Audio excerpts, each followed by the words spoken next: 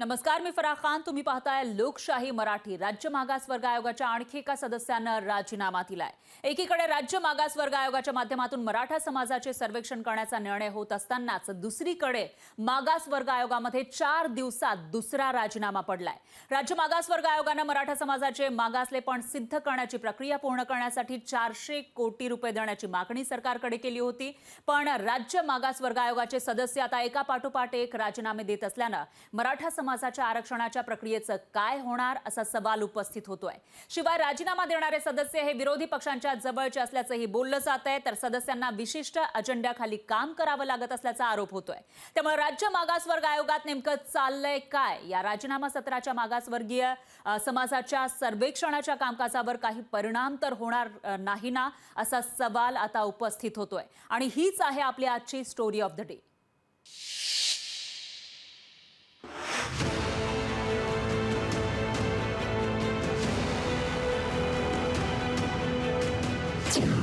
राज्य मागासवर्ग आयोगात राजीनामा सत्र.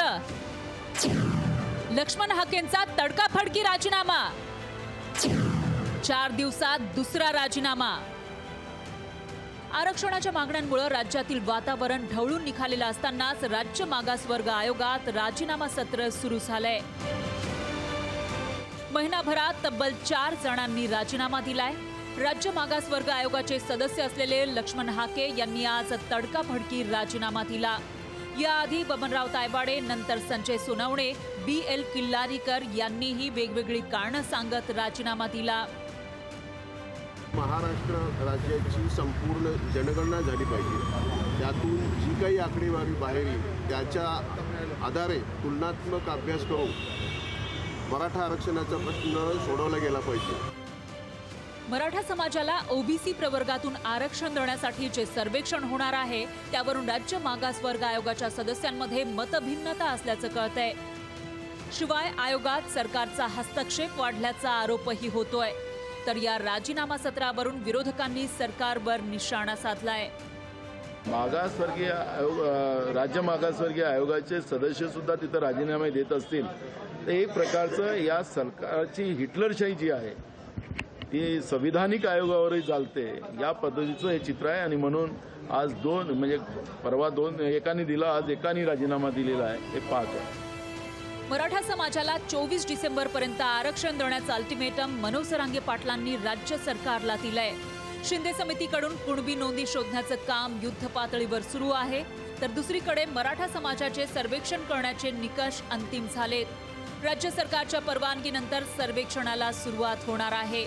आता राज्य मागासवर्ग आयोगाचे सदस्य एकापाठोपाठ एक राजीनामे देत असल्यानं मराठा समाजाच्या आरक्षणाच्या प्रक्रियेचं काय होणार असा सवाल उपस्थित होतोय. ब्युरो रिपोर्ट, लोकशाही मराठी. तर राजीनामा सत्रामुळे ज्या मागासवर्ग आयोगामध्ये खळबळ माजलेली आहे त्या मागासवर्ग आयोगाचं काम काय आहे आणि त्याचे अधिकार नेमके कोणकोणते आहेत ते पाहूयात ग्राफिक्सच्या माध्यमातून. अनुसूचित जाती आणि जमातींव्यतिरिक्त इतर मागासवर्गांसाठी राज्य मागासवर्ग हा असतो. तर हा आयोग राज्य सरकारनं नामनिर्देशित केलेल्या सदस्यांचा मिळून बनलेला असतो. पण नामनिर्देशन करण्यापूर्वी राज्य सरकारला आयोगाशी विचार विनिमय करावा लागतो. ही प्रक्रिया आहे राज्य मागासवर्ग आयोगामधील जे काही सदस्य आहेत त्यांचे नामनिर्देशनाची. तर सदस्यांना कोणत्याही वेळी राजीनामा देता येतो, पण पदाधिकाऱ्याला म्हणणं मांडण्याची संधी दिल्याशिवाय पदावरून दूर करता येत नाही.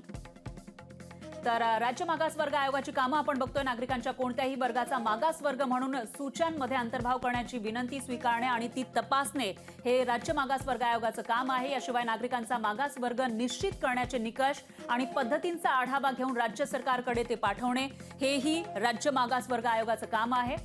याशिवाय नागरिकांच्या मागासवर्गाच्या सामाजिक आर्थिक प्रगतीचा नियमित आढावा घेणे हेही राज्य मागासवर्ग आयोगाचं एक महत्त्वाचं काम आहे. तर मागासवर्गाशी संबंधित आयोगानं दिलेला सल्ला, शिफारस ही राज्य सरकारला बंधनकारक असते. ती नाकारली तर त्याची कारणं सुद्धा राज्य सरकारला द्यावी लागतात. राज्य सरकारला योग्य वाटेल एवढी रक्कम राज्याच्या एकत्रित निधीतून अनुदान स्वरूपामध्ये या आयोगाला द्यावी लागते. निधी नेमका कशा पद्धतीने मिळतो, अडचणी दूर करण्यासाठी काय तरतूद आहे तेही आपण बघतोय. काम करताना अडचण आल्यास राज्य सरकारकडून निर्देश, राजपत्रामध्ये आदेश पारित करून ती अडचण दूर केली जाते.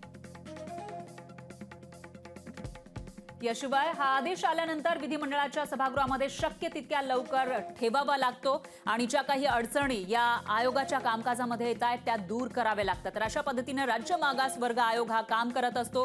निधीची सुद्धा तरतूद करण्यात आली आहे. काही अधिकार या आयोगाला दिलेले आहेत आणि अशामध्ये या राज्य मागास आयोग वर्गातील जे काही 4 सदस्य आहेत त्यांनी राजीनामा दिल्यानं खळबळ माजल्याचं पाहायला मिळतं आणि त्यामागची नेमकी कारणं काय आहेत याविषयीची चर्चा रंगलेली आहे. आणि याचवर बोलण्यासाठी माजी सदस्य आहेत राज्य मागास वर्ग आयोगाचे लक्ष्मण हाके हे आपल्यासोबत जोडले गेलेले आहेत. त्यांच्याकडून जाणून घेऊयात आपण. लक्ष्मण हाकेजी, एका मागोमाग एक 4 सदस्यांनी महिनाभरामध्ये आयोगाचा राजीनामा दिलेला आहे आणि तुम्ही सुद्धा आज राजीनामा दिलाय. त्यामुळे राज्य मागास वर्ग आयोगामध्ये नेमकं चाललंय तरी काय असा सवाल सामान्यांपुढे पडलेला आहे. हॅलो, हा बोला, आवाज येतोय? हो, येतोय आवाज. तुम्ही सलग बोलू शकता. नेमकं राज्य मागास वर्ग आयोगामध्ये नेमकं चाललंय काय असा सवाल उपस्थित होतोय. खरं तर महाराष्ट्र राज्य मागास वर्ग, माझा आवाज पोहोचतोय हो तुमच्यापर्यंत? हो, तुम्ही सलग बोलू शकता. राज्य मागास वर्ग आयोगाचा एक जबाबदार सदस्य म्हणून मी राज्य मागास वर्ग आयोगाची जी संविधानात्मक चौकट आहे, राज्य मागास वर्ग आयोगाला जे एक स्वायत्त अधिकार आहेत, न्यायिक भूमिका निभावण्याचे अधिकार आहेत, अधिकारामध्ये शासन आणि प्रशासनाचा डायरेक्ट इनडायरेक्ट इंटरफिअरन्स होतोय आणि या गोष्टीला डोळ्यासमोर ठेवून मी राजीनामा देत आहे.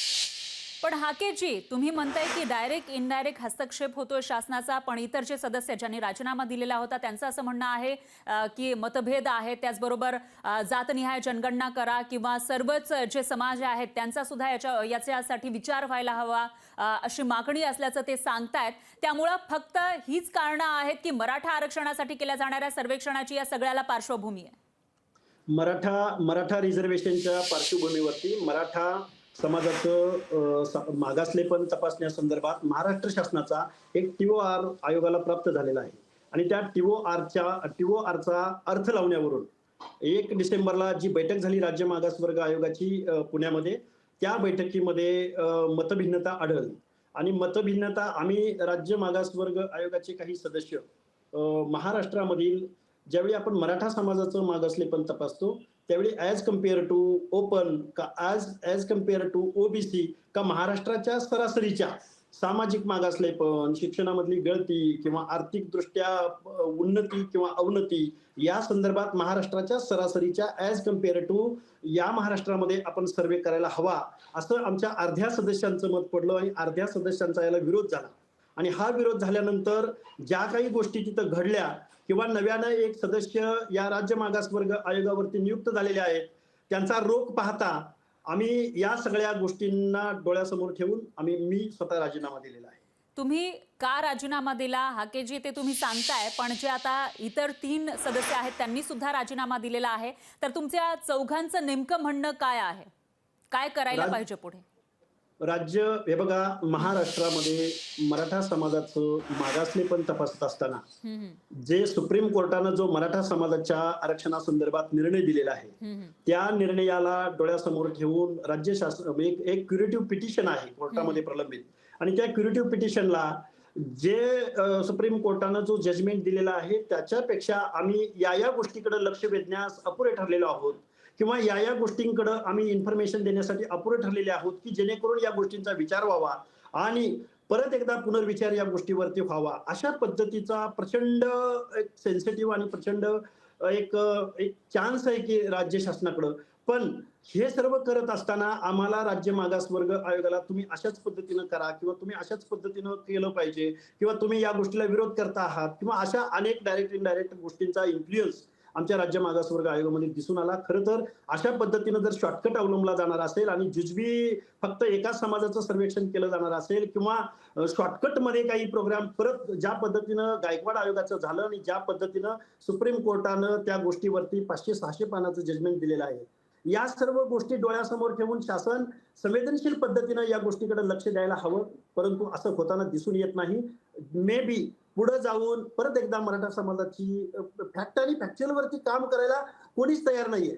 आम्ही राज्य मागासवर्ग आयोगाचे सदस्य, जबाबदार सदस्य म्हणून ज्यावेळी आम्ही तटस्थ भूमिकेतून आपण या गोष्टीचा विचार करायला हवा किंवा या गोष्टीचा सर्वे व्हायला हवा, या दृष्टिकोनातून आता आज रोजी राज्य शासनाकडे ओबीसीचं शासकीय निमशासकीय आस्थापनातलं प्रतिनिधित्व किती, विजयंतीचं शासकीय निमशासकीय आस्थापनामधील प्रतिनिधित्व किती, किंवा मराठा समाजाचं शासकीय निमशासकीय आस्थापनातील प्रतिनिधित्व किती, स्थानिक स्वराज्य संस्थांमधील प्रतिनिधित्व किती, किंवा अनेक आर्थिक बाबी किंवा सामाजिक मागासलेपणाच्या बाबी, हे ज्यावेळी निकष आपण मांडतो त्यावेळी एंटायर या महाराष्ट्रामधला जो सरासरी म्हणून जो एक सरासरी आहे, मग ती एज्युकेशन मधली असेल, नोकऱ्यामधली असेल, प्रतिनिधित्वामधली असेल, ही सरासरी जर आपल्याला कळणार नसेल तर मराठा समाजाचं मागासलेपण तुम्ही आम्ही कसं सिद्ध करणार आहोत, की जेणेकरून गायकवाड आयोगानं केलं आणि सुप्रीम कोर्टानं जे सांगितलं त्याच्यावरती हे शासन, इथलं प्रशासन विचार करणार नाही का? अशा पद्धतीची आमची भूमिका आहे आणि या भूमिकेला कुठंतरी या भूमिकेला आम्हाला कुठंतरी प्रतिबंधित केलं जातंय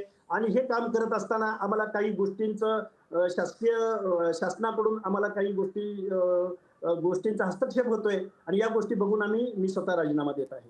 हाकेजी, म्हणजे याचाच अर्थ तुमचं असं म्हणणं आहे की फक्त एक जात नाही तर समोरचा जो काही महाराष्ट्र आहे, महाराष्ट्रातील प्रत्येक जात, प्रत्येक व्यक्ती, त्या सगळ्यांचा, प्रत्येक वर्ग, हे सगळ्यांचा विचार केला पाहिजे मागासलेपणाच्या बाबतीमध्ये, असा या सर्व जे सदस्य ज्यांनी राजीनामा दिला आहे त्यांचं म्हणणं आहे असं तुम्ही म्हणताय. पण आता राज्य सरकार, कारण एकीकडे मराठा आरक्षणाचा मुद्दा पेटलेला आहे, अल्टिमेटम दिले जात आहेत, उपोषणं केली जात आहेत, त्यामध्येच इतरही आरक्षणाचे जे मुद्दे आहेत ते पेटताना दिसत आहेत, धनगर आरक्षण असेल किंवा ओबीसी आरक्षण असेल, तर मग या सगळ्यामध्ये मराठा समाजाच्या आरक्षणाच्या प्रक्रियेचं काम, हे कामामध्ये राज्य मागास आयोगाची जी भूमिका आहे ती महत्वाची आहे. त्याच्यामुळे या राजीनामा सत्राचा त्या प्रक्रियेवर काही परिणाम होणार नाही का? प्रक्रियेवरती हा शासनाचा लुकआउट आहे, यावरती शासनानं खऱ्या गोष्टी याचा विचार करायला हवा. परंतु एक राज्य मागासवर्ग आयोग हा स्वायत्त आहे, न्यायिक आहे आणि या सर्व गोष्टी तटस्थ भूमिकेतून ज्यावेळी आम्ही न्याय द्यायला तिथं राज्य मागासवर्ग आयोग तयार असतो तेव्हा त्याच्या कामकाजामध्ये जर हस्तक्षेप होत असेल किंवा एखादा क्वेश्चन कुठून तरी बाहेरून येतो आणि त्या क्वेश्चन वरती तुम्ही तुमच्या हे सुचवा असं जर म्हणलं जाणार असेल तर तो मला वाटतंय राज्य मागासवर्ग आयोगाच्या स्वायत्ततेमध्ये हा हस्तक्षेप आहे आणि हा हस्तक्षेप आम्हाला अजिबात आवडलेला नाही, म्हणून तर आम्ही राजीनामा दिलेला आहेच. पण त्याच्याही पलीकडे जाऊन देशाला स्वातंत्र्य मिळाल्यापासून गेल्या 75 वर्षाच्या कालावधीमध्ये या महाराष्ट्रामध्ये कुठलाही सोशो इकॉनॉमिकल सर्वे या महाराष्ट्राच्या शासनाकडून अधिकृतरित्या केला गेलेला नाही. आजही शासनाकडे कुठल्याही प्रकारची अधिकृत आकडेवारी, जे ॲडिक्वेट रिप्रेझेंटेशन आज प्रत्येकाचं आवश्यकता आहे या गोष्टी मागासलेपण तपासण्यासाठी, अशी अधिकृत कुठलीही आकडेवारी आजही महाराष्ट्र शासनाकडे उपलब्ध नाही. आजही ओबीसी विजयंती प्रवर्गामधल्या अनेक लोकांना प्रतिनिधित्व मिळालं की नाही मिळालं, कुणाला सामाजिक न्यायाच्या योजना पोहोचल्या की नाही पोहोचल्या, आरक्षणाच्या संदर्भातले अनेक प्रश्न आहेत, ओबीसी आरक्षणाचा पेंडिंग असलेला प्रश्न आहे पंचायत राज संदर्भातला, या सगळ्यांना उत्तरं शेवटी कुठे येणार आहेत तर महाराष्ट्रामधला सोशो इकॉनॉमिकल सर्वे या प्रवर्गांचा होणं अपेक्षित आहे. परंतु हा सर्वे होताना कुठेही दिसून येत नाही. म्हणून या सर्व दृष्टिकोनातून आम्ही हा विचार करत आहोत, हा विचार मांडत आहोत संपूर्ण महाराष्ट्राच्या समोर.